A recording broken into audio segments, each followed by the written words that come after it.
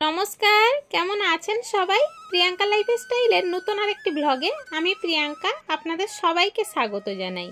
আজকের এখন ওই সকাল 8:20 মতো বাজে, আর এখন থেকেই ব্লগটা শুরু করছি। তৃষ্ণা চলে গিয়েছে স্কুলে, আর আমি এখন সংসারের সব বাসি কাজগুলো সেরে সকালে খালি পেটে যে ওষুধটা খাওয়ার ছিল সেটা খেয়ে নিলাম।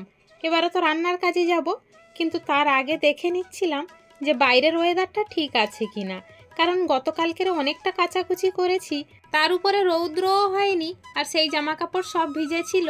এখন ভাবছি যে কিভাবে একা হাতে বাইরে রান্না করব, আবার বৃষ্টি যদি এসে যায় জামা কাপড় কিভাবে তুলবো, এই চিন্তা ভাবনা করে তাও আমি বাইরে রান্না করতে এসেছি। কিন্তু দেখছি একটু হাওয়া দিচ্ছে, তাই ভাবলাম হাওয়াতে কিন্তু মেঘটা কেটে যায়, বৃষ্টি না আসার সম্ভাবনাটাই বেশি। সকালের ওয়েদারটা যতটা মেঘলা ছিল, যত বেলা হচ্ছে কিন্তু মেঘটা আস্তে আস্তে কেটে যাচ্ছে, এবার একটু রৌদ্রের মুখ দেখা যাচ্ছে। ওই জন্য তৃষ্ণার জলটাও তুলে দিচ্ছি। আর আমি জল তুলতে গিয়েছি, ওখানে দেখেই আপনারা বুঝতে পাচ্ছেন সূর্যের একটু আলো কিন্তু এই পর্যন্ত আসছে, আবার কখনো একটু ছাওয়া দিয়ে দিচ্ছে। কিন্তু যতটুকানি রৌদ্র পড়ে, জলটা যদি একটু গরম হয় তাহলে মেয়েটা স্নান করতে আর অসুবিধা হবে না। আর ওদিকেও আমার রান্না প্রায় কমপ্লিট, আর এদিকে আমি জল তুলে নিয়েছি। এবারে থালা বাসন কটা মাজলেই কিন্তু আমার প্রায় সব কাজ কমপ্লিট হয়ে যাবে। আর তৃষ্ণাও স্কুলে গিয়েছে, কিন্তু ওর স্কুল আজকের অনেক তাড়াতাড়ি ছুটি দেবে, কারণ 5 to 10 পর্যন্ত পরীক্ষা চলছে, সেই জন্য ওদের ছুটি দিয়ে দিচ্ছে আগে আগে বলতে ওই 9:30টায় ছুটি দিয়ে দিচ্ছে, কারণ তার মধ্যে তো অনেক বড় বড় ছেলেমেয়েরা পরীক্ষা দিতে ঢুকে যাচ্ছে 10টা থেকে যেহেতু পরীক্ষা। তৃষ্ণা এর মধ্যে বাড়ি চলে এসে চুলটা কাটতে গিয়েছিল, মানে ওর ওই যে কাশি শুরু হয়েছে, আর ওর চুল বড় হলেই কিন্তু কাশি হলে সারতে চায় না। আর আমি এটা ঠিক খেয়াল করে দেখেছি, ওর চুলটা মোটা হওয়ার জন্য ওর খুব তাড়াতাড়ি ঠান্ডা লেগে যায়, আর চুল একদমই বড় করা যায় না, সেই জন্য চুলটা সবসময় ছোট করে কেটে রাখতে হয়। অনেক বাচ্চাদের দেখেছি চুল বড় বড় করে, কত সুন্দর দেখতেও লাগে, কিন্তু আমি অনেকবার চেষ্টাও করেছি। তৃষ্ণারও ইচ্ছা হয়েছিল যে চুল একটু বড় করবে, কিন্তু এমন একটা সময় এসে যায় ওর শরীরটা এতটাই অসুস্থ হয়ে যায় যে ও নিজে থেকেই বলতে বাধ্য হয় যে মা চুলটা কেটে দাও, আর তখনই আমার সঙ্গে সঙ্গে চুলটা কেটে দিতে হয়।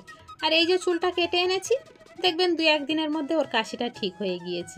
দুপুরে একটু ভালো রৌদ্র হওয়ার ফলে গতকালকের সব কাঁচাগুলো শুকিয়ে গিয়েছে, আর এখন সন্ধ্যাবেলায় বসে আমি বালিশের কভারগুলো পরিয়ে নিচ্ছি। গতকালকের যে অন্য কভার ছিল পরাবো, সে কথা তো মনেই ছিল না, কিন্তু রাত্রে ঘুমাতে যাওয়ার সময় মনে পড়েছে যে বালিশের কভারগুলো পরানো হয়নি, কিন্তু তখন আর নতুন জিনিসগুলো পরানো হয়নি। আজকের আবার এগুলো শুকিয়েই পরিয়ে নিচ্ছি। তো আমার মতো অলস কে কে আছো একটু কমেন্টে জানিও।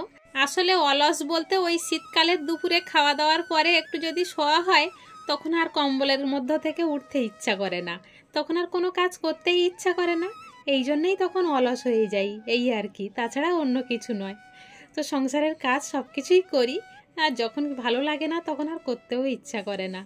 তো এখন সন্ধ্যাবেলা তৃষ্ণার একটু ওষুধ খাওয়াতে হবে, তার মধ্যে এই অ্যান্টিবায়োটিকটা দিয়েছিল ডক্টরবাবু, কিন্তু অ্যান্টিবায়োটিকটা গোলা হয়নি। তৃষ্ণা যখন ছোট ছিল যে অ্যান্টিবায়োটিকগুলো দিত বা শুকনো ওষুধের সাথে গুলতে হতো জল দিয়ে, তার জল কিন্তু আলাদা দিত, মানে একটা টিউবের মধ্যে থাকতো। এখন দেখছি অন্যরকম, বাড়ির জল দিয়েই গুলতে হচ্ছে। আমার মতো আমার তৃষ্ণারও ওষুধ খেতে ভীষণ বিরক্তিবোধ লাগে, তো তৃষ্ণার মুখ দেখলেই আপনারা বুঝতে পারবেন।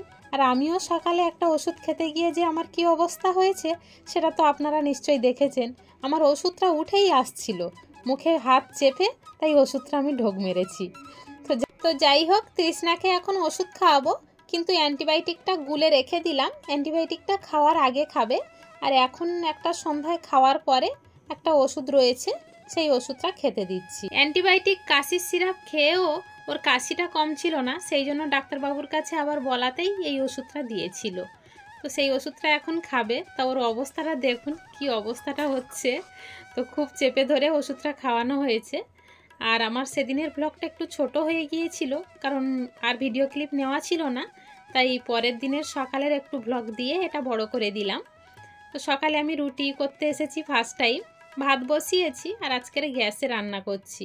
ওই যে ওয়েদারটা খারাপ কয়েকদিন ধরে, আর বাইরে প্রচণ্ড হাওয়া দিচ্ছে বলে আমি আর বাইরে রান্না করিনি, আজকের গ্যাসে ভাত বসিয়েছি আর এক সাইডে রুটিটাও করে নিচ্ছি। আজকের সকালে রুটি করতে করতেই ব্লগটা এখানেই শেষ করছি। দেখা হচ্ছে খুব শীঘ্রই নতুন আরেকটি ব্লগের সাথে।